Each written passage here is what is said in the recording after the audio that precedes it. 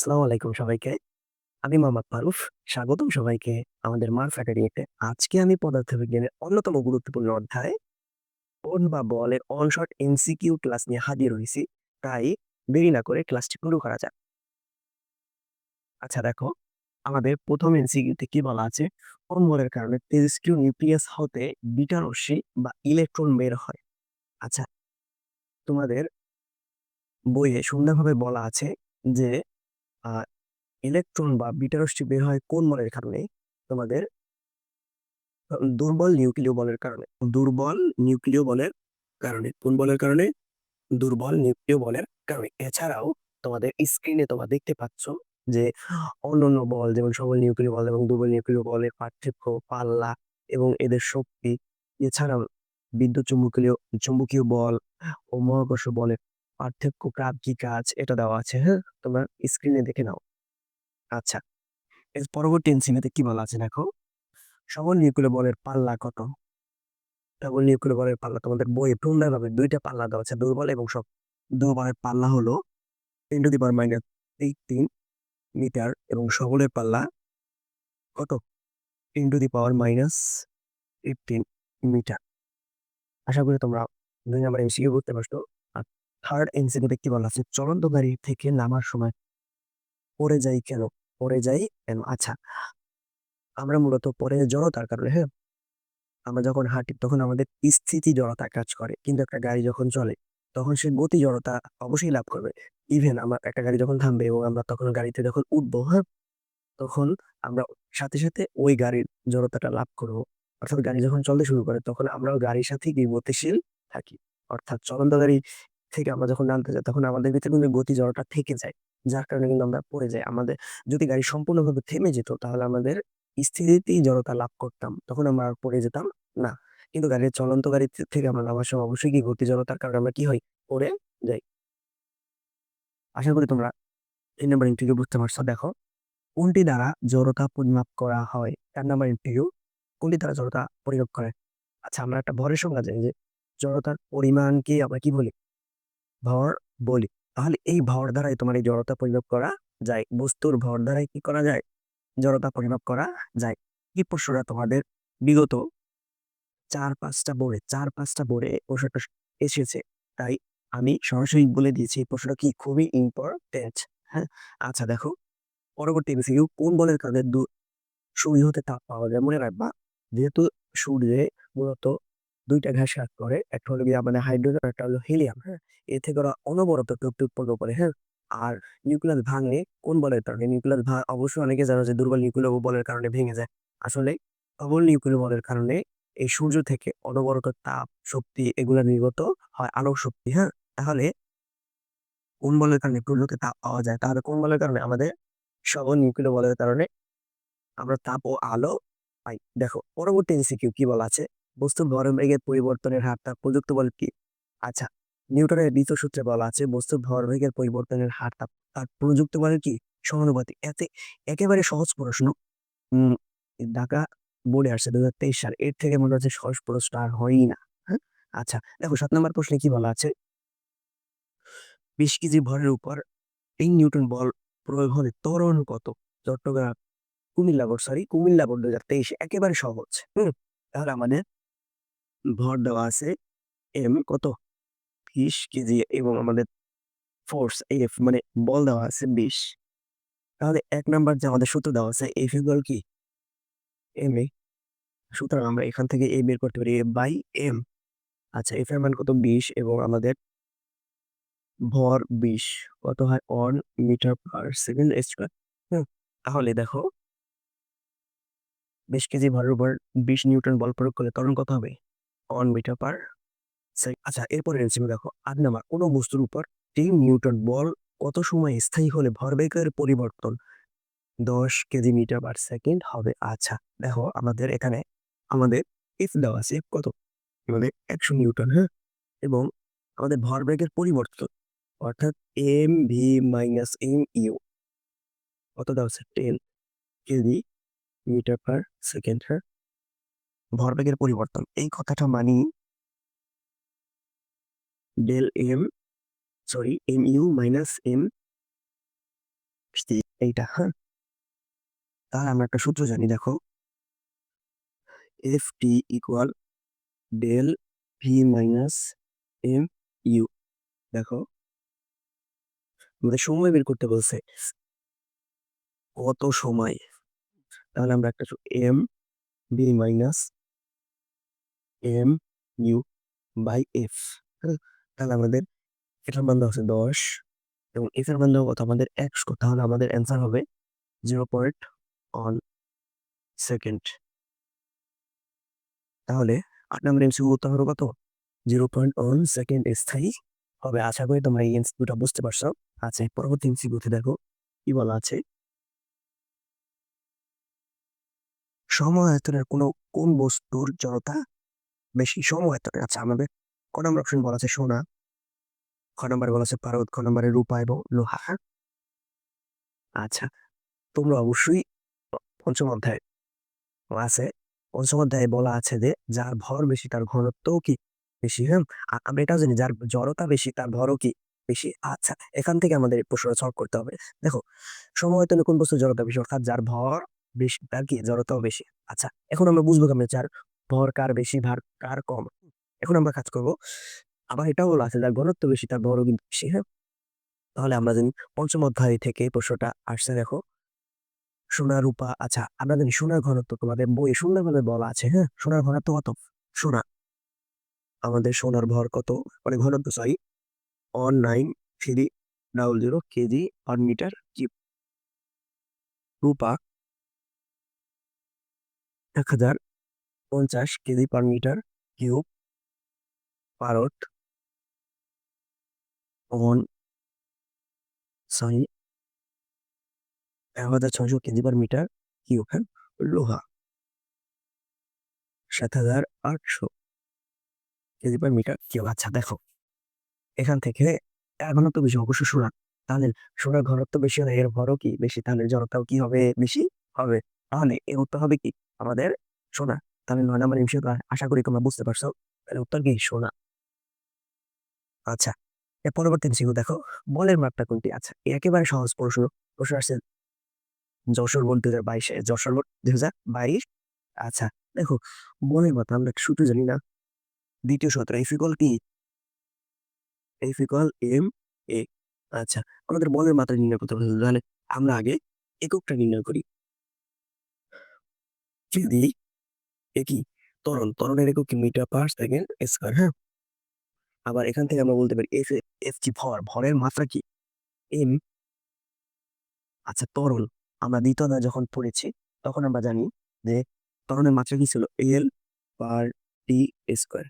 তাহলে এটাই হবে কি বলের মাত্রা, বলের মাত্রা M L by T square, এটা হবে কি বলের মাত্রা। আচ্ছা দেখো বিকর্ষণ বল কোনটি, বিকর্ষণ বল কোনটি। আচ্ছা তোমরা সবসময় মনে রাখবে মহাকর্ষ বল। হ্যাঁ, মহাকর্ষ বল সবসময় আকর্ষণ ধর্মী, মহাকর্ষ বল কি সবসময় আকর্ষণ ধর্মী, কখনো বিকর্ষণ ধর্মী নয়। আচ্ছা ছাড়াও তোমরা দুর্বল এবং সবল, দুর্বল মানে দুর্বল নিউক্লিয় বল এবং সবল নিউক্লিয় বল, এই দুইটা বলই সবসময় মনে রাখবে আকর্ষণ ধর্মী, কখনো কি বিকর্ষণ ধর্মী নয়। এছাড়াও তোমার শুধুমাত্র এই একটা বিদ্যুৎ চুম্বকীয় চুম্বকীয় বল এ শুধু আকর্ষণ ধর্মী এবং বিকর্ষণ উভয় ধর্মী। তাহলে অপশন এখান থেকে বলা যায় যে বিকর্ষণের বল কোনটি আমাদের বিদ্যুৎ চুম্বকীয় চুম্বকীয় বল। আশা করি তোমরা এমসিকিউটি বুঝতে পারছো। 12 নম্বর এমসিকিউতে কি বলা আছে, মৌলিক প্রকৃতিতে মৌলিক বল কয়টি। হ্যাঁ, আচ্ছা তোমাদের বইয়ে সুন্দরভাবে বলা আছে যে মৌলিক বল 4টি। হ্যাঁ, মহাকর্ষ বল, সবল নিউক্লিয় বল, দুর্বল নিউক্লিয় বল ও বিদ্যুৎ চুম্বকীয় বল। তাহলে প্রকৃতিতে মৌলিক বল কয়টি? 4টি। হ্যাঁ, আশা করি তোমরা 12 নম্বর এমসিকিউ বুঝতে পারছো। এর পরবর্তী এমসিকিউ দেখো সবচেয়ে দুর্বল বল কোনটি, সবচেয়ে। হ্যাঁ, আচ্ছা আমরা আগে জেনে নিই যে কোন বল শক্তিশালী বেশি। হ্যাঁ, সবল, সবল নিউক্লিয় বল সবার থেকে শক্তিশালী।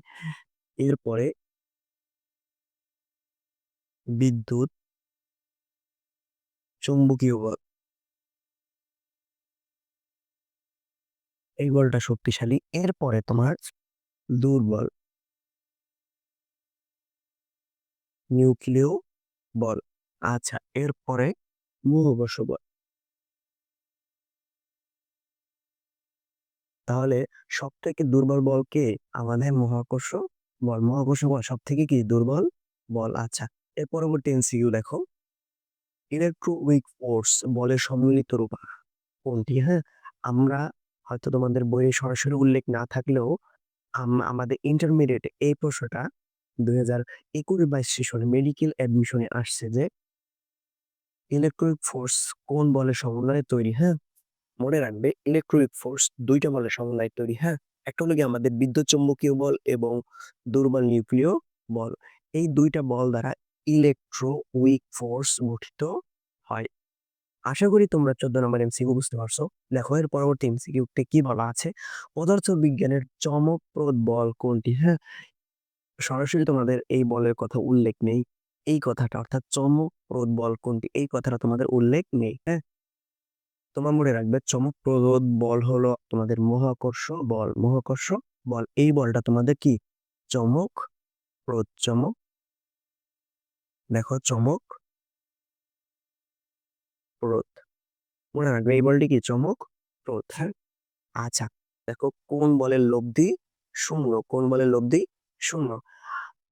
সাম্য বলের লব্ধি 0। সাম্য বলের লব্ধি সংজ্ঞাতেই আছে। ত্বরণ থাকে না এবং কি হয়? লব্ধি 0 হয়। তাহলে কোন বলের লব্ধি 0 হবে? সাম্য বলের লব্ধি 0। এর পরবর্তী এমসিকিউ দেখো, কোন বলের বেগ কোন বস্তুর বেগ দ্বিগুণ হলে ভরবেগ কত হবে? আচ্ছা দেখো, ভরবেগ কত হবে? সরি, বেগ কি করবা? আমাদের বেগ কি হবে? দ্বিগুণ মানে 2b হবে। হ্যাঁ, আমরা জানি না p ইকুয়াল কি m। হ্যাঁ, আমাদের বেগ কত? দ্বিগুণ, তাহলে 2v, তাহলে 2mb। আচ্ছা, আবার mb আমরা লিখতে পারি কি? 2p। তাহলে যদি আমাদের বেগ দ্বিগুণ হয় তাহলে আমাদের ভরবেগ কত হবে? দ্বিগুণ হবে। আচ্ছা, এর পরবর্তী এমসিকিউ দেখো, নিউটনের দ্বিতীয় সূত্র হতে কোনটির ধারণা পাওয়া যায়? নিউটনের দ্বিতীয় সূত্র হতে কোনটির ধারণা পাওয়া যায়? আচ্ছা, দেখো আমরা দ্বিতীয় সূত্র কি জানি? বস্তুর ভরবেগের পরিবর্তনের হারটা প্রযুক্ত বলের সমানুপাতিক। হ্যাঁ, আচ্ছা আমরা লিখি আগে, বস্তুর ভরবেগের পরিবর্তনের হার, ভরবেগের পরিবর্তন লিখি। হার মানে বুঝবা সময়, হার বলতে বোঝাবে সময় দ্বারা ভাগ আর কি। তার প্রযুক্ত বলের কি? সমানুপাতিক মানে এফ এর সমানুপাতিক। হ্যাঁ, তাহলে আমরা এটা থেকে লিখতে পারি, দেখো এম আমরা কমন নিলাম, এরপরে V minus U divided by T. আচ্ছা, তোমরা তো খেয়াল করো, আমরা এতটুকু সমান কি লিখতে পারি? এতটুকু সমান এ লিখতে পারি না? এতটুকু সমান আমরা কি লিখতে পারি? এ। এ ইকুয়াল এফ। তাহলে এখান থেকে বলা যায় যে আমরা কি এর ধারণা পেতে পারি? দ্বিতীয় সূত্র হতে এই যে আমাদের বল, তাহলে নিউটনের দ্বিতীয় সূত্র হতে কোনটি ধারণা পাওয়া যায়? আমাদের বলের ধারণা পাওয়া যায়। আশা করি তোমরা বুঝতে পারছো। আচ্ছা দেখো এর পরবর্তী এমসিকিউ, ক্রিকেট বল গড়িয়ে পড়লে কোন ঘর্ষণ হয়? আচ্ছা, একটা বল গড়িয়ে গড়িয়ে পড়ে মানে ঘুরে ঘুরে পড়ে। হ্যাঁ, ফুটবল বা ক্রিকেট বল এগুলো গড়িয়ে গড়িয়ে পড়ে। হ্যাঁ, তাহলে এগুলো কি একটা আবর্তন করতেছে, এক একটা আবর্তন করেই তো সে সামনে আগাচ্ছে। তাহলে এই বলটা কি বল? তাহলে আবর্তন বল। সরি, আবর্তন ঘর্ষণ আর কি, আবর্তন ঘর্ষণ। আচ্ছা, এর পরবর্তী এমসিকিউ দেখো, মাছ গ্লিসারিনের ভিতর দিয়ে গেলে কোন ঘর্ষণ হয়? অবশ্যই, যেহেতু মাছ প্রবাহিত হয়ে তার পথ অতিক্রম করে, তাহলে প্রবাহী ঘর্ষণ নামের একটা ঘর্ষণ জানি। তাহলে এই ঘর্ষণটা কি হবে? প্রবাহী প্রবাহী ঘর্ষণ। তাহলে আশা করি তোমরা বুঝতে পারছো। আচ্ছা দেখো, এর পরবর্তী এমসিকিউ, কোন ঘর্ষণের কারণে আমরা পরে যাই না? অবশ্যই প্রথম একটা ঘর্ষণ, স্থিতি ঘর্ষণ। স্থিতি ঘর্ষণ মানে আমরা একটা স্থির জায়গায় দাঁড়িয়ে থাকি, তখন আমাদের উপরে যে ঘর্ষণটা পায়ের নিচে যে কাজ করে ওটা স্থিতি ঘর্ষণ। এই ঘর্ষণের কারণে আমরা কি করি না? পরে যাই না। আশা করি তোমরা বুঝতে পারছো। দেখো এরপরে 22 নাম্বার এমসিকিউ দেখো, 10 কেজি ভরের একটি বস্তুর উপর 200 নিউটন বল 20 সেকেন্ড যাবত প্রয়োগ করলে 20 সেকেন্ড পরে বেগ কত হবে? আচ্ছা, আগে এই এমসিকিউ সলভ করার ক্ষেত্রে তোমরা মনে রাখবে আগে ডাটা লিখবে। দেখো আমাদের সময় এন দেওয়া আছে, এম আমাদের 10 কেজি, টি দেওয়া আছে 20 সেকেন্ড এবং আমাদের এস দেওয়া আছে আমাদের 200 নিউটন। হ্যাঁ, মনে রাখবে দেখো, আমাদের এখান থেকে আমরা এই ডাটা থেকে আমরা শুধুমাত্র ত্বরণটা ছাড়া আর কিছুই বের করতে পারি না। তাহলে আমরা জানি এফ ইকুয়াল কি এম এ, তাহলে আমরা এখান থেকে এ বের করি M by M, F by F এর মান 200, এম এর মান আমাদের 10 কেজি। তাহলে আমাদের ত্বরণ কত হয় 20 মিটার পার সেকেন্ড স্কোয়ার। হ্যাঁ, এখন দেখো আমরা একটা সূত্র মানে আমাদের বেগ নির্ণয় করতে বলছে, আমরা একটা সূত্র জানি ভি ইকুয়াল ইউ প্লাস এটি। হ্যাঁ, যেহেতু বস্তু কোন একটা স্থির বস্তুর উপরই প্রথম বল প্রয়োগ করা হবে। হ্যাঁ, তাহলে আমরা ইউ এর মান কত 0, তাহলে আমরা 0 বসাই, 0 প্লাস এ এর মান কত আমরা এই মাত্র পেলাম 20, এবং আমাদের সময় কত দেওয়া 20 সেকেন্ড, তাহলে 20 সেকেন্ড। হ্যাঁ, তাহলে কত হয় 20 আর 20 গুণ করলে হয় 400 মিটার পার সেকেন্ড। তাহলে আমাদের দেখো এই এমসিকিউটার উত্তর হবে কত 400 মিটার পার সেকেন্ড। এর পরবর্তী এমসিকিউতে কি বলা আছে দেখো, দুই পাশ থেকে একটা বস্তুকে ধাক্কা দেওয়া হচ্ছে বা বল প্রয়োগ করা হচ্ছে, বস্তুটির ওজন 20 কেজি। হ্যাঁ, তাহলে বলা আছে বস্তুটির কার্যকর ত্বরণ ও দিক ও কোন দিকে হবে। হ্যাঁ, আচ্ছা দেখো আমরা একটা দুই দিক থেকে যা যেদিকে বল প্রয়োগ বেশি হবে বস্তুটি সেদিকেই যাবে। হ্যাঁ, তাহলে আমরা একটা সূত্র জানি না, আমাদের ত্বরণ নির্ণয় করতে বলছে। হ্যাঁ, যে L F equal M A. দেখো ডেল এফ বলতে বোঝাচ্ছে পার্থক্য। হ্যাঁ, অর্থাৎ F2 minus F1 equal M A. আচ্ছা আমাদের এ নির্ণয় করি F2 minus F1 by M. তাহলে দেখো আমাদের এফ এর মানে কত, আমরা F2 মানতে বড় বল কত আমাদের 100 দেওয়া আছে এবং ছোট বল 80, এবং আমাদের ভর দেওয়া আছে কত 20 কেজি। কত হয় আমাদের 1 মিটার পার সেকেন্ড স্কোয়ার। হ্যাঁ, আমরা এখানে দেখো আমরা এখানে 10 10 না মানে 100 কে পজিটিভ ধরেছি, অর্থাৎ বড় বলটাকে আমরা আগে রেখেছি। হ্যাঁ, আমরা যদি এখানে 80টা আগে রাখতাম এবং তোমাদের 100 বা 100 পরে রাখতাম তাহলে কিন্তু ঋণাত্মক আসতো। হ্যাঁ, কিন্তু এটা কোনোভাবেই সামঞ্জস্যপূর্ণ নয়। দেখো তাহলে এই বলটা যেহেতু 100 নিউটন বল প্রয়োগ করা হয়েছে, তাহলে 100 নিউটন বলের দিকে যাবে, 100 নিউটন বলের দিকে যাবে, অর্থাৎ বস্তুটি কোন দিকে যাবে, তাহলে এই দিকে আসবে, এই দিকে, অর্থাৎ ওর এই অ্যাঙ্গেলে আসবে। হ্যাঁ, এইদিকে আসবে এবং দিকটা হবে কি, তাহলে আমরা যদি দাঁড়াই তাহলে আমাদের সাপেক্ষে, আমার সাপেক্ষে ডান দিকে, কিন্তু তোমাদের সাথে বাম দিকে, সরি, তোমাদের সাপেক্ষে কিন্তু ডান দিকে হবে। হ্যাঁ, তাহলে ডান দিকে যাবে, ডান দিকে যাবে, এবং যেহেতু দেখো মসৃণ তল ভালো করে ঘর্ষণ কাজ করবে না অবশ্যই, তাহলে ডান দিকে 1 মিটার পার সেকেন্ড বেগে কি চলে আসবে। আচ্ছা, এর পরবর্তী এমসিকিউ দেখো ভরবেগের মাত্রা কত, একেবারে সহজ প্রশ্ন, যে ভরবেগের মাত্রা কত। আচ্ছা দেখো আমরা ভরবেগের সূত্র কি জানি, পি ইকুয়াল কি আমাদের এম ভি। আচ্ছা, এম মানে বস্তুর ভর, ভরের মাত্রা কি এম, ভি মানে কি বেগ, বেগের মাত্রা কি এল পার টি ইনভার্স ওয়ান। তাহলে এটাই কি আমাদের আমাদের ভরবেগের মাত্রা কি আমাদের এম এল পার টি ইনভার্স। আশা করি তোমরা আজকের এমসিকিউ গুলো বুঝতে পারছো। এর পরবর্তী এমসিকিউ দেখার জন্য সবাইকে আমন্ত্রণ রইল। আসসালামু আলাইকুম।